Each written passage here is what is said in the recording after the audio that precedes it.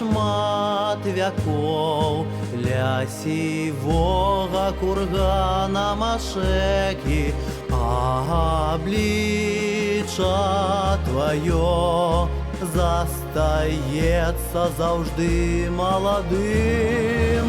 Расцветай, Могилев, любый город моей Беларуси, хай твоя прихожость нясе людям дняпроўская брыь. Бачу я ў сваіх снах хараство твоих вуліц і площаў, па якіх шмат разоў сам Георгій Каніскі хадзіў.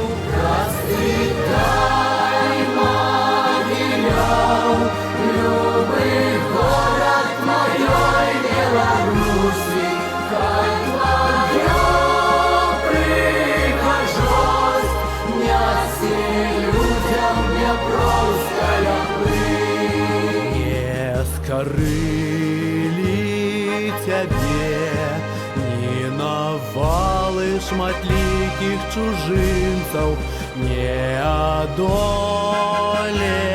цябе і спякотны чарнобыльскі боль. Расцветай, Могилев, любы город моей Беларуси, хай твоя прихожость нясе людям дняпроўская брыь. Над тобою няхай зяе толькі шчаслівая зорка, а праспекты